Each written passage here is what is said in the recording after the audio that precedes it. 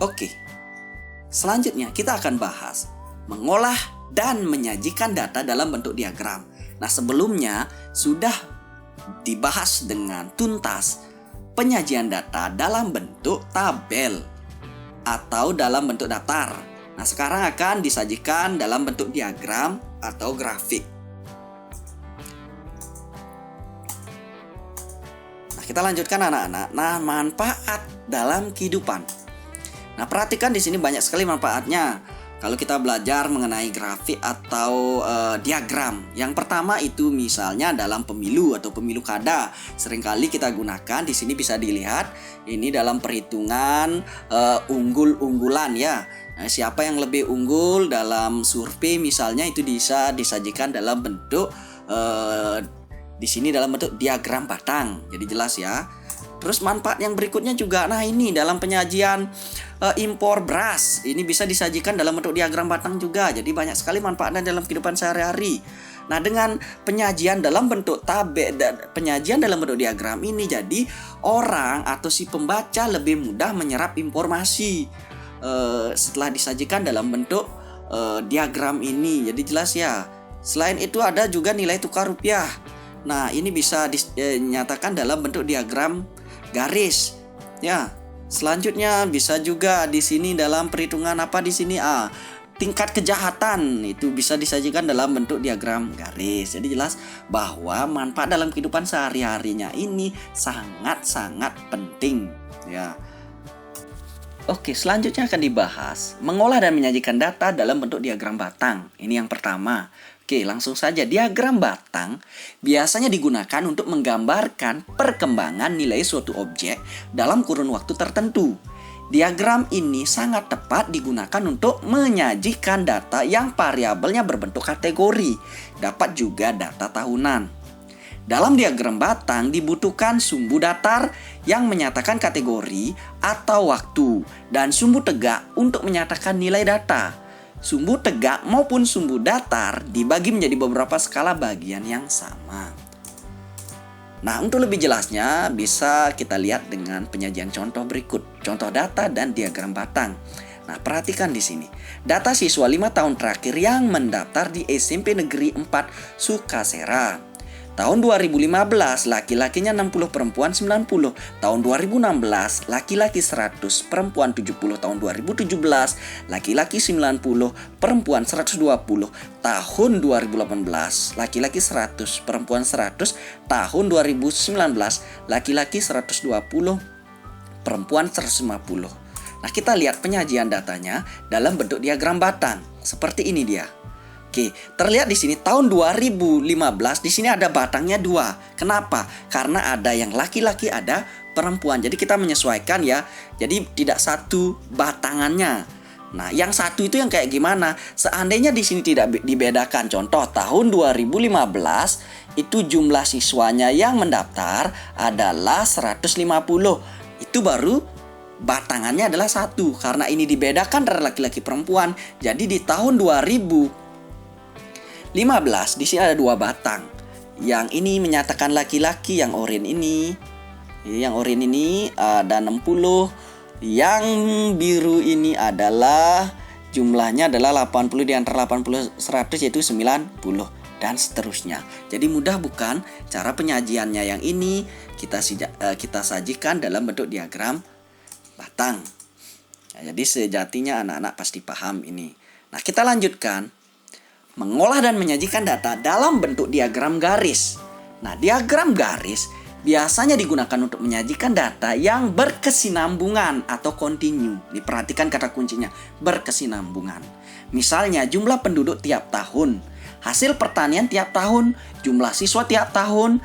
Dalam diagram garis, sumbu mendatar menunjukkan waktu pengamatan, sedangkan sumbu tegak menunjukkan nilai data pengamatan untuk suatu waktu tertentu.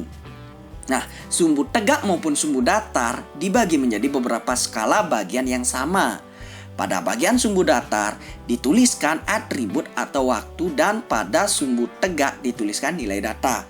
Untuk lebih memperjelas, kita sajikan dalam bentuk contoh.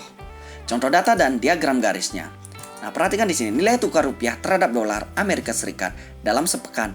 Nah, pada hari Senin itu nilai rupiahnya adalah 10.500, pada hari Selasa 12.800, Rabu 11.400, Kamis 12.200, Jumat 13.800, Sabtu 11.500, Minggu 14.000. Nah, kita lihat penyajian datanya secara diagram garis. Nah, perhatikan di sini. Nah, pada hari Senin terlihat di sini ya. Sesuai dari ini Senin itu ada 10.500. Jadi titiknya perhatikan di sana ada di sini. Oke, begitu pula Selasa, Rabu, Kamis, Jumat, Sabtu dan Minggu disesuaikan. Nah, ini skalanya. Nah, untuk lebih tepatnya biasanya di sini ini pakai skalanya dari ini 2000 ke 4000. Ini selisihnya adalah 2000 ya. Selisihnya masing-masing ini 2000. Jadi tidak terlalu tepat di sini, ini dikira-kirakan saja. Kira-kira yang nilainya 10.200 itu ada di mana ya. Jadi jelas ya cara penyajiannya, jadi mudah sekali. Data itu disajikan dalam diagram garis. Nah, lanjut ke mengolah dan menyajikan data dalam bentuk diagram lingkaran. Nah, diagram lingkaran adalah penyajian data dengan menggunakan gambar yang berbentuk lingkaran. Bagian-bagian dari daerah lingkaran menunjukkan bagian-bagian atau persen dari keseluruhan. Nah, untuk membuat diagram lingkaran, terlebih dahulu ditentukan besarnya persentase tiap objek terhadap keseluruhan data dan besarnya sudut pusat sektor lingkaran. Nah, penyajian data dalam diagram lingkaran terbagi atas beberapa juring yang dinyatakan dalam bentuk persen atau dapat pula dinyatakan dalam bentuk besar sudut. Jadi itu biasanya dua hal ini aja ya, kalau nggak persen itu disajikan dalam sudut. Nah, jika juring dinyatakan dalam persen, maka untuk satu lingkaran, ingat, satu lingkaran penuh adalah 100%. Dan jika setiap juring dinyatakan dalam derajat, ingat ya, derajat, maka besarnya sudut dalam satu lingkaran penuh adalah 360 derajat. Nah, untuk lebih jelasnya kita akan sajikan contoh. Nah, di sini adalah hasil pengumpulan data tentang ukuran sepatu siswa diperoleh data sebagai berikut. Nah, yang pertama ukuran sepatu yang 33 itu frekuensi 2, jadi ada 2 orang. Yang ukuran sepatu 34 ada 4 orang, yang ukuran sepatu 35 ada 3 orang, yang 36 ada 2 orang, yang 37 ada 6 orang, yang ukuran sepatunya 38 ada 4 orang, yang 39 ada 3 orang. Setelah ditotal di sini banyak siswanya adalah 24 ya. Ini datanya. Nah, sekarang kita akan sajikan dalam bentuk diagram lingkaran. Yang pertama dalam bentuk persen. Yang kedua akan dalam bentuk derajat. Perhatikan di sini. Dalam bentuk persen, bagaimana cara mencarinya? Nah, ukuran sepatu yang pertama nih ya, 33 frekuensinya 2. Artinya begini, untuk mencari berapa persen sih? Artinya berapa persen sih? 2 itu dari 24 siswa. Ya, 2 dari 24 siswa, persenannya berapa? Tinggal 2 dibagi 24 dikali 100%. Ya, jadi jawabannya 8,33%. Nah, 4 ini yang ukuran 34, 4 dari 24 tinggal 4 per 24 kali 100%, yaitu 16,67%. Nah, 3 dari 24, 3 per 24 kali 100%, 12,50% dan seterusnya. Sehingga persentasenya ini 8,33%, 16,67%, 12,50% dan seterusnya sampai 12,50%. Kalau kita jumlahkan akan 100%. Jadi jelas ya. Nah, ini penyajiannya kalau dalam bentuk persen, tinggal anak-anak gambarkan diagram lingkarannya, tulis juring-juringnya, kita sesuaikan kalau 8% itu seberapa ya. Nah, itu kelemahannya biasanya kalau kita pakai persen kita kan mengira-ngira. Nah, itu sebabnya lebih enak sebenarnya data ini kita sajikan dalam bentuk derajat. Kenapa? Karena lebih mudah nanti. Kalau dalam bentuk persen ini sulit, mungkin 8,3 itu berapa di gambarnya gitu ya. Oke, kita akan sajikan sekarang dalam bentuk derajat. Nah, perhatikan di sini, 2 di antara 24. Berapa derajat sih? Berarti 2 dibagi 24 kali 360 derajat. Karena kita ingin mengetahui berapa derajatnya. Nah, itu adalah 2 per 24 kali 360. Kita 2 kali kan 360 bagi 24 itu hasilnya 30 derajat. Selanjutnya, yang ukuran sepatunya 34 itu 4 dibagi 24 kali 360 itu 60 derajat. Dan seterusnya, ada 45 derajat, ada 30 derajat, ada 90 derajat, ada 60 derajat, ada 45 derajat. Kalau ini di total nggak mungkin tidak akan sama dengan 360 derajat ya. Pasti akan totalnya 360 derajat. Nah, kalau seperti ini kan mudah dalam menyajikan ke dalam bentuk diagram lingkaran. Kalau yang tadi ini kurang ya. Mungkin yang mudah itu kalau persentase 25% itu seperempatnya mungkin akan mudah digambarkan. Kalau kayak gini, apalagi ini koma-koma yang sangat sulit untuk digambarkan. Alangkah bijaknya kita pakai derajat. Ya jelas. Nah, gambarannya seperti ini nanti kalau disajikan. Ukuran 38 itu 60%, 60 derajat. Ukuran 39, 45 derajat. Ukuran 33, 30 derajat dan seterusnya. Jadilah penyajian dalam bentuk diagram lingkaran. Bagaimana anak-anak? Sudah paham? Kalau sudah, kita lanjutkan. Nah, ayo kita menalar. Oke, data jenis pekerjaan orang tua siswa kelas 7A. Nah, ini sajikan data berikut ke dalam diagram lingkaran. Jadi ingat, ini tugasnya ya untuk menalar. Nah, perhatikan PNS banyaknya 4. Petani banyaknya 16. Pedagang banyaknya 12. Wira swasta banyaknya 8. Jadi kalau di total ini adalah 40. Nah, sekarang ayo kita menalar. Sajikan data berikut ke dalam diagram lingkaran. Nah, seperti biasa ya anak-anak, tolong jawab di komentar. Jadi hasilnya ini jawab di komentar untuk menyatakan bahwa anak-anak sudah menonton video pembelajaran ini, karena kita dalam konteks belajar dari rumah ya. Jadi jelas ya. Atau anak-anak bisa dipoto ini soal, lalu diselesaikan, lalu dipoto kirim ke guru masing-masing untuk menyatakan bahwa anak-anak sudah belajar mengenai bab ini. Jadi jelas ya. Nah, ini Pak Guru akan kasih bocoran ya.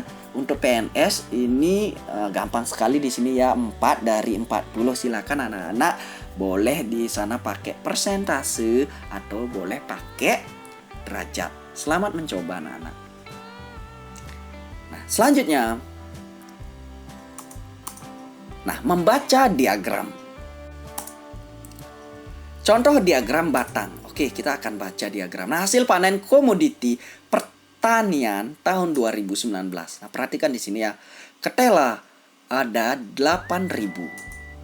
Oke, itu dalam ton ya. Ada ketela 8.000 ton. Nah, ini hasil panen komoditi pertanian tahun 2019. Nah, terus sayur itu adalah 5.000 ton. Nah, pertengahan 4.000 dan 6.000 ya.